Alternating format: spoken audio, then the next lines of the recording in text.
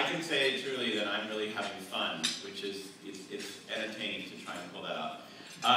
So I'm going to show you a little bit more. You saw some of these slides yesterday, but because they have 5 different people on them, I'm going to make the journey just a little bit different, and then there's new stuff, you'll see. So one of the reasons why we clustered these folks together is we wanted to get you a sense of the kind of categories of fellows that we are really interested in. Here on the left, we actually have 1, 2, 3 of these fellows here, Aparna, Colleen, and Candy. And they do all kinds of amazing work. Candy does these public art projects, like here on a deserted building in New Orleans after the flood. She puts up these stickers that says, "I want this building to be X." And people come up and write a grocery store and all the other missing infrastructure in New Orleans. Now, human rights, I talked yesterday about Ezra. She's in the room here today, and just all I ask is please don't take a picture of her. But she's incredibly amazing. But I want to call out Walid Al-Sakaf, who's not here today. He is Yemeni. He's getting his PhD in Sweden right now. But he's written a piece of software called Al-Khazir. And in Yemen and many other countries in the Middle East, the repressive governments censor the internet. So he wrote sort of an IP tunneling solution that anyone can download and use it to circumvent the censorship and still be able to access opposition websites like his, which you can see. So there's just an article about how this is being used all over the Middle East right now in all of the conflict areas like Libya and Bahrain, etc.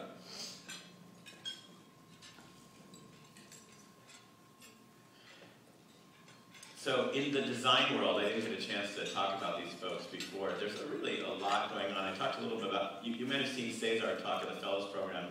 Mitch's amazing presentations of urban landscapes of the future that are highly organic and stuff are projected behind the stage. And Mitchell's here. Cesar's making prototypes of oil catching and oil trapping robots that can be built for a very low cost. And then Aditya on the left has this amazing public light that's both a windmill and a light. So the windmill turns during the day, and then at night the windmill blades light up and illuminate the public spaces. And we just got her in touch with the head of global lighting design for Philips, and some pretty interesting things may come about as a result. We have a lot of cool scientists here. You know, Juliana is a senior fellow. She's been here for a while. She's using genetics to work on interdicting the illegal trafficking in wildlife that goes on in Brazil every day.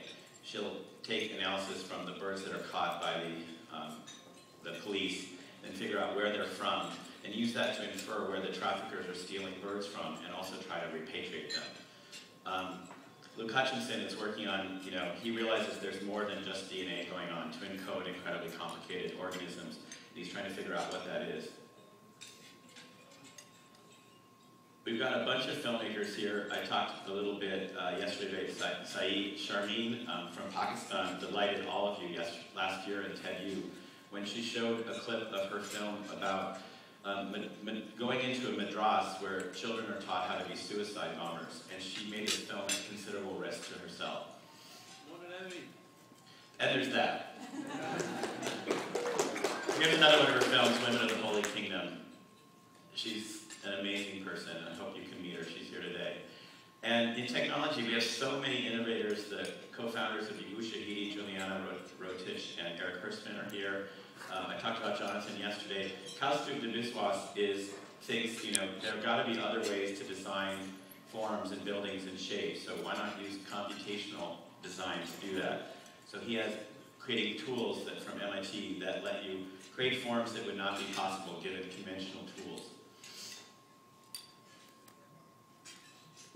And here we are, some NGO heads. I'm pretty proud of a lot of them, especially there are 1 and 2 in the audience, Peter and Alexander. Peter has an organization called the Appropriate Infrastructure Design Group, and over the last year he spent a lot of his time in Haiti doing amazingly leveraged interventions. He brought down a ton of structural engineers right after the quake to certify or decertify bridges, roads, and buildings. And now he's brought trained masons and trained builders to come down and teach Haitian masons how to build properly reinforced buildings like in Chile. So in another earthquake, they won't fall down. So you can see an example of the training right there in the middle. Zubaida, by the way, she's making this incredible kit to give sanitary birth conditions to women in India for about $2. Pretty neat.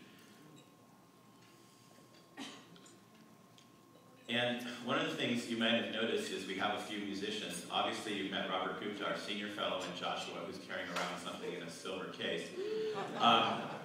But also, McLean Hidero has really had a slingshot from coming to TED. She is now a visiting professor at NYU, and her music career is going incredibly well. She's touring.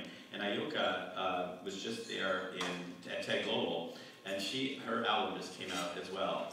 So we really care about music, innovative kinds of music from all over the world. And here you can see them performing at TED. So after 2 years of the program, this is our second birthday, and we thought it might take 5 years to get anyone in the TED community to take this seriously. We thought, okay, well, we'll just earn our way. We didn't want to push it on everybody. But there have been some good outcomes. So, for example, I think you guys know the guy on the left, a little bit near and dear to my heart, and Rai on the right I told you about yesterday. But Evgeny wrote a book called The Net Delusion, and it came out, we sent it out to all of you, and it came out right before Egypt, Tunisia, and Libya, and you could say that he's on the wrong side of history. He's wrong that these tools can be used to, far from being optimistic ways to bring about democracy, that these tools are in fact used for repression. Well, the truth is technology is still used to repress people in China and Iran. So he wrote an elaborate defense of his thesis, and I think the answer is both. There's no denying that technology's played a big role in what we've seen happen over the last few weeks, but at the same time, he is our resident curmudgeon.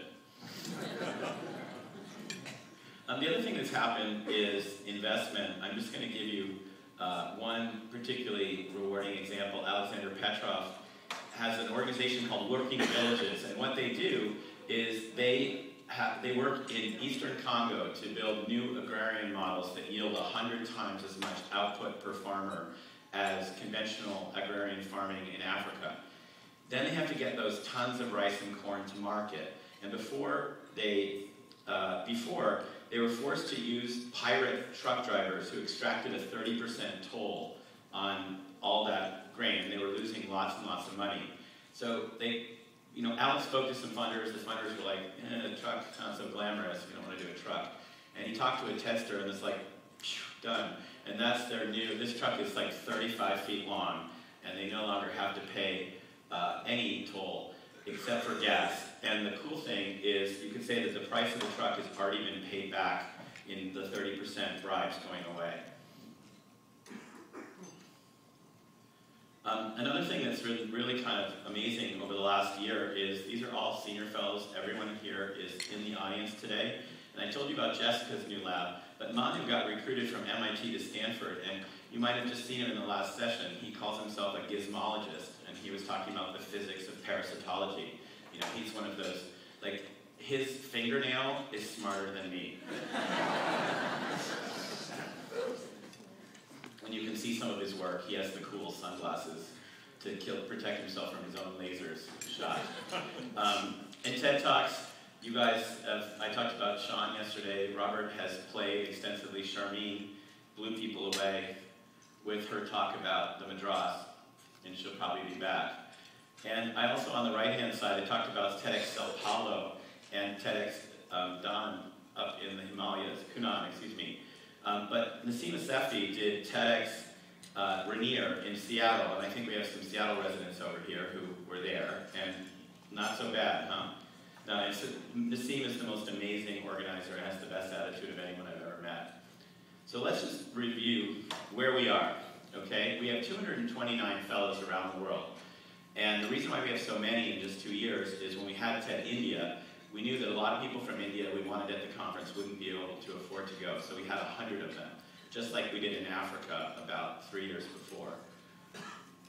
But here we have 40